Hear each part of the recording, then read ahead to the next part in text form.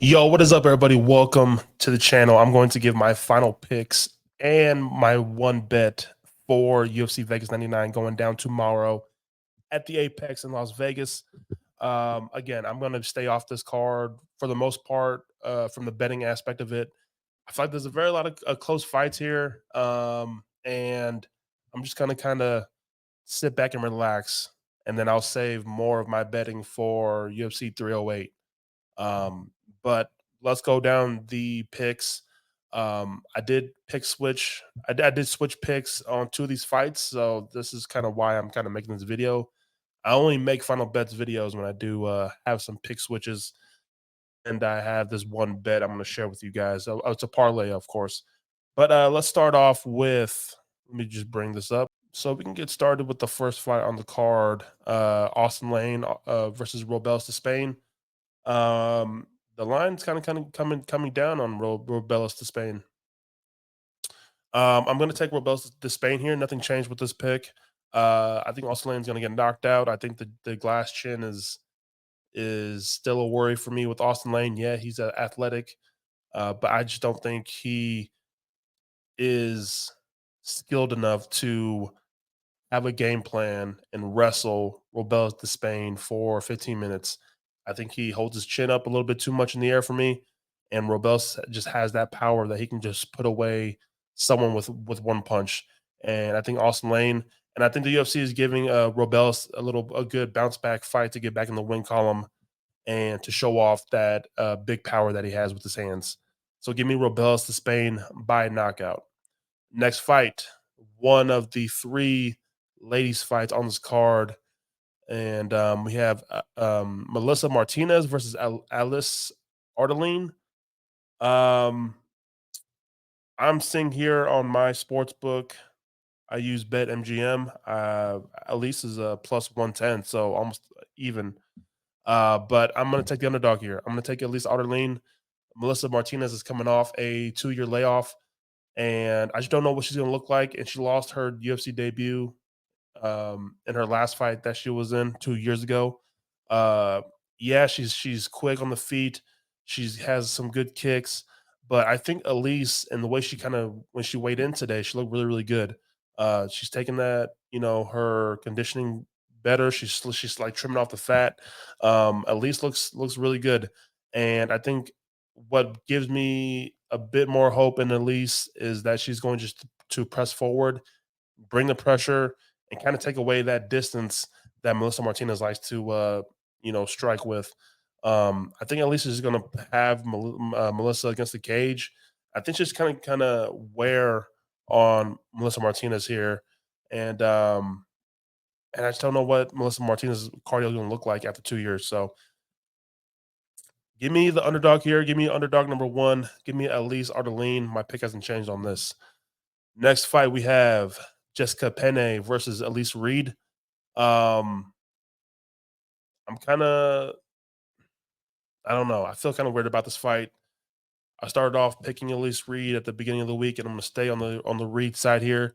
I do think that Reed does have good power in her hands, and if she can keep this fight standing, that's where she does her best work with the striking. But I think she does have some power in her hands. But Jessica Penne, she could take a punch. She's been in some bloody wars. She's taken some bad punishment in her history in fighting in UFC. If Penne could get this fight to the ground, it could get interesting. But I don't know if Penne at 41 years old can find those entries. And I think she just has a hard time getting Elise Reed down, getting a hold of her, and getting it to the ground. Um, I think the striking is going to be too much for Penne to handle here. So I'm going to take Elise Reed. And the odds on this is I see I got Reed at minus 190. So next fight in our last women's fight of the card, we have Jocelyn Edwards versus Tamiris Vidal. Edwards looked bad on the scale today. She weighed in, just looked drained, looked bad. But that's not enough for me to fade Jocelyn Edwards here. Uh, there's still a big skill set um margin here. Sorry. Jocelyn Edwards is still the better fighter in my opinion. Yes, Vidal has big power. She's a brawler. She could easily push forward and throw looping shots. But I think Edwards just has good footwork. I think she's going to move around a lot. I think it's going to be hard for Vidal to find Edwards with the big shots. And I think Edwards is going to rehydrate well. Yes, the bad weight cut, I get it, but the skill set is still a wide margin for me when it comes to these two. I think just Jocelyn Edwards is still the best fighter out of these girls, and I'm gonna favor the skill set of Jocelyn Edwards to win this by decision. Edwards is not really finishing people in the UFC, so I think Edwards by decision. It's probably an ugly number, but but yeah, give me Edwards to win this fight by decision. Um, we have Bracketona versus Gene Matsumoto. Man, so I'm not gonna pick switch here. I'm gonna stay on the Matsumoto side, but Bracketona can make this very, very interesting if he could just stay with the pace, and have success with the boxing and the volume. I don't know, man, but I'm still high on the 15-0, the 25-year-old Gene Matsumoto and the skill set that I've seen. Um, I'm a believer in this guy, so I think he can handle the boxing of Brad Katona. I think he can handle the pace. I think Katona's going to have the Gene's pace actually in this fight, and I think Gene will dictate most of this fight. Give me Gene Matsumoto by decision here. Katona's still durable. I'll give respect to that, but I think Gene Matsumoto is just going to have those big moments to win this fight. Um, Next fight, we have Mateus Nicolau versus Asu Amabayev. And this is where I pick switch. On Monday's episode, I gave Nicolau was one of my underdog picks. I want to pick switch here with Asu Amabayev. Amabayev looked great on the scale today. This man was flexing. Um, the body looks good, pause, but Amabayev looked good on the scale. Looked fit, looked shredded, looked great. Mateus Nicolau, I feel like he's losing a bit of muscle. He looked kind of shaky on the scale a little bit. I don't know if I, but we're just looking at the physiques on the scale, right?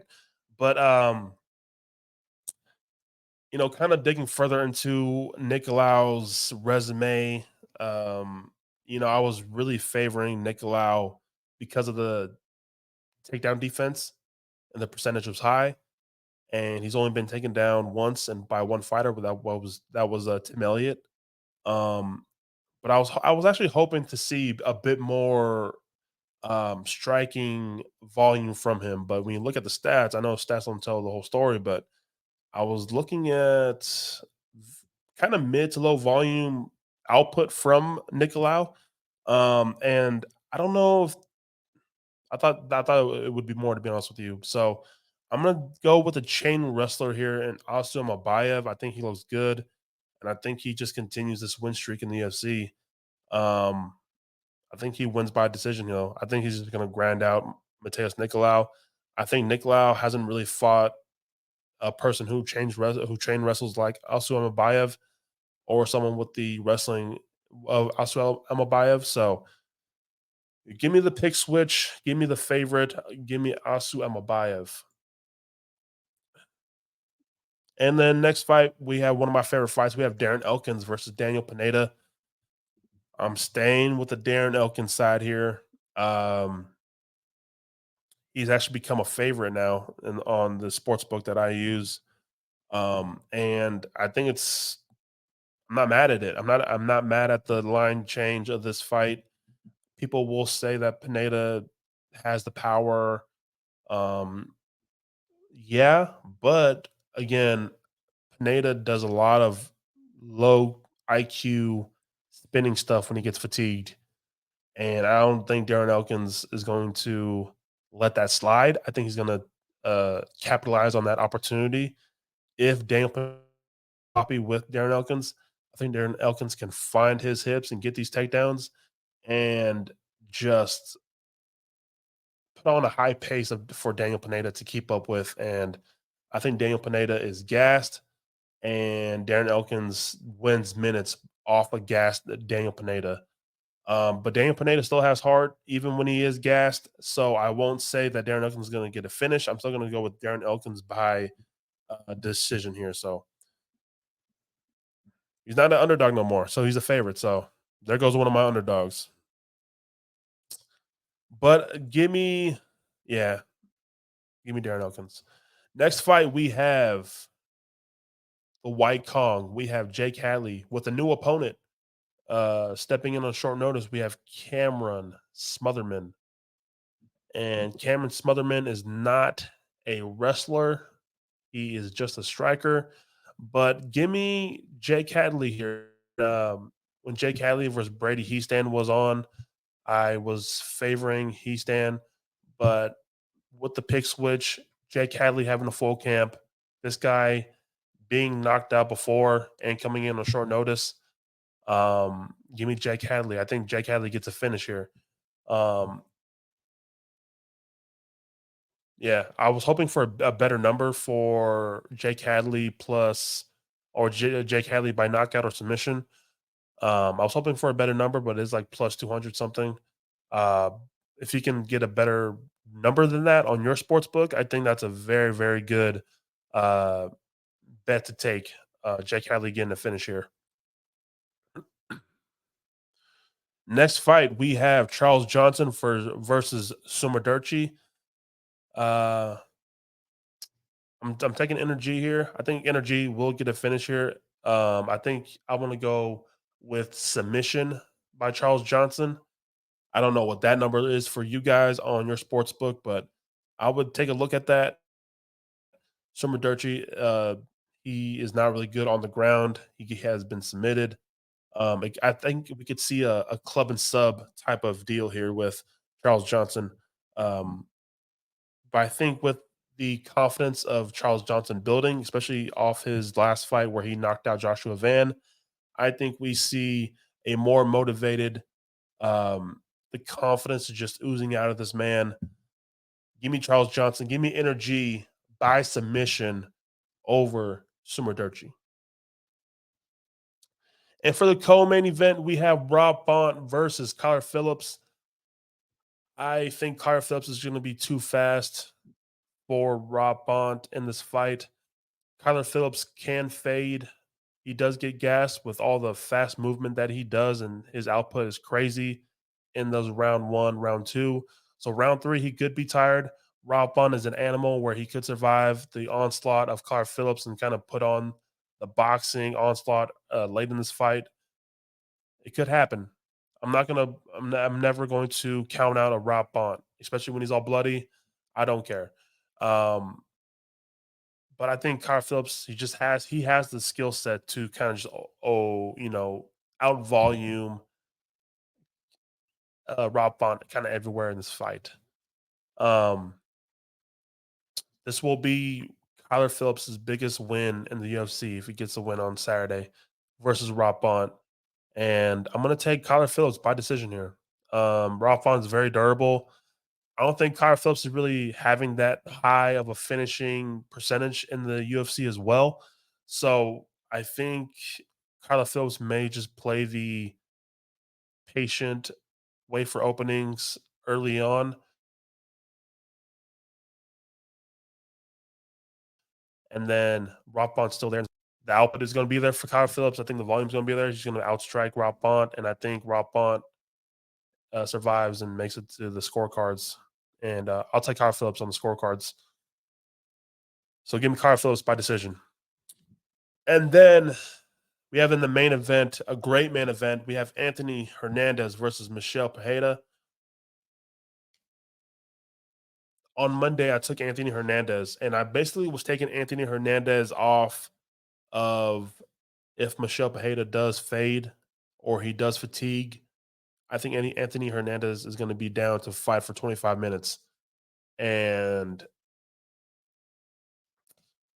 I've kind of liked who Anthony Hernandez has beaten in the UFC compared to Pereira's last couple fights. I'm not really impressed with the opponents that Pereira has had as of late, but I pick switch on this one. I'm gonna pick switch to the underdog here. I think there is a lot of value on the underdog here with Michelle Pereira. I think this man's gonna be fast, quicker, powerful. He's good on the ground as well. Like he has jujitsu as well on the ground, and that's where Anthony Hernandez kind of does his best work is when the wrestling is kind of tiring out his opponent, and then he's looking for a submission, locking up something. Um, Again, the cardio is always going to worry me with Pereira, but again, that was at 170, the weight cut. Now he's at 185, and he's looking like a new man. And I'm going to take Michelle Pereira here at middleweight in one of the biggest fights of his career. He's kind of getting that boost in competition here. He's fighting a better opponent here in Anthony Hernandez. If he wins this fight, this is a huge win for Pereira, and vice versa. If Hernandez wins this fight, this is a huge win for him as well. I think this fight's going to be a very meaningful fight here in the middleweight division.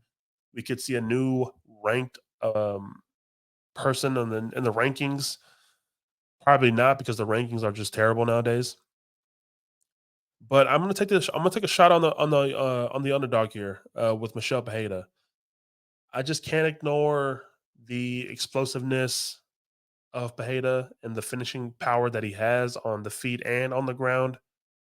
Again, I was really gambling on Anthony Hernandez's durability and just to outlast Pereira. But if Pereira is looking good, looked good on the scale.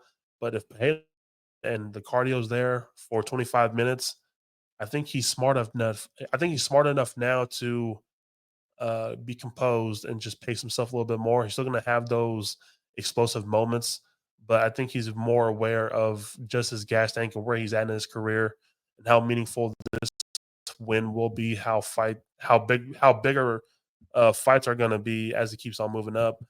Um, give me the underdog, man. So another pick switch. I'm gonna take Michelle Pereira. I think he gets a knockout here in the third round, second, third round. I don't know yet. But yeah, those are my picks for UFC Vegas 99.